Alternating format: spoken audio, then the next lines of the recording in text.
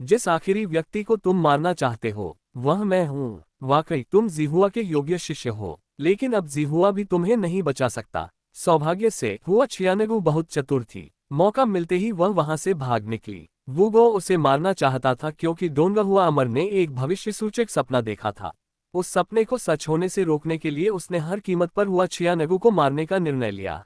रवाना होने से पहले वह अपने केवल 2 मित्रों से मिला और उन्हें अपनी योजना बता दी। कारण जानने के बाद वूगो ने कहा कि वह भी इस काम में हाथ बटाएगा, क्योंकि तभी वह जिहुआ उससे पूरी तरह नाराज नहीं होगा। लेकिन लौटने के बाद उसका मन बिल्कुल शांत नहीं हो पाया। पांचों में सबसे शांत स्वभाव का होने के बावजूद वूगो हमेशा चुपचाप अपने हर साथी की रक्षा करता था। वह कैसे उसे अकेले ये सारा बोझ उठाने देता, इसलिए उसने पूरी सच्चाई वह जिहुआ को बता दी। ये सब मेरी ही योजना थी। अगर बदला लेना है तो सिर्फ मुझसे लो। लेकिन उस समय वह जिहुआ के मन में केवल अपनी शिष्या शियाओगु की सुरक्षा थी।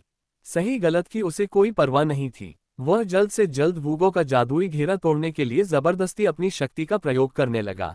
मत करो जिहुआ, इसका भयंकर प्रतिघात तुम्हें झेलना पड़ेगा। लेकिन वह जिहुआ ने किसी की बात नहीं सुनी। उसके लिए सबसे महत्वपूर्ण केवल शियाओगु की जान थी। अंततः उसकी कोशिश सफल हुई और उसने वूगो का बनाया हुआ घेरा तोड़ दिया।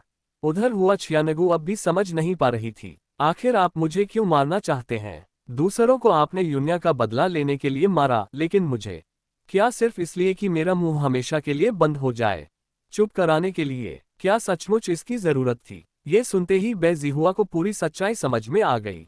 तभी हुआ छियानगु को भी एहसास हुआ कि तानफान अमर ने जाते समय कुछ नहीं कहा, बस एक दवा की शीशी देकर भेजा था।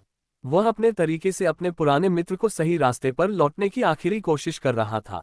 वापस लौटूं? मैंने कोई गलती ही नहीं की, फिर क्यों लौटूं? तो फिर मैंने क्या गलत किया?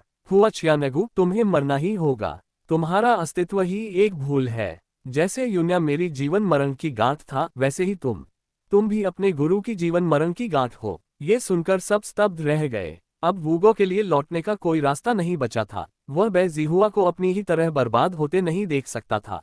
इसलिए उसने निश्चय किया कि हुआ छियानगु को मारकर हमेशा के लिए इस खतरे को समाप्त कर देगा। लेकिन जैसे ही उसने हमला किया, हुआ छियानगु के शरीर से अचानक एक अत्यंत शक्तिशाली ऊर्जा फूट पड़ी। यहाँ तक कि एक अमर होने के बावजूद वूगो भी उसे मुश्किल से रोक पाया। राहत की बात बस इतनी थी कि यह शक्ति स्वयं हुआ छियानगु के नियंत्रण में नहीं थी। जब वूगो दोबारा हमला करने ही वाला था, तभी काले वस्त्रों में एक रहस्यमयी व्यक्ति अचानक प्रकट हुआ।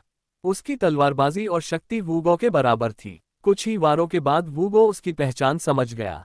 तुम यहाँ कैसे? लेकिन उस व्यक्ति ने कोई जवाब नहीं दिया। उसका उद्देश्य केवल हुआ छियानगु की जान बचाना था।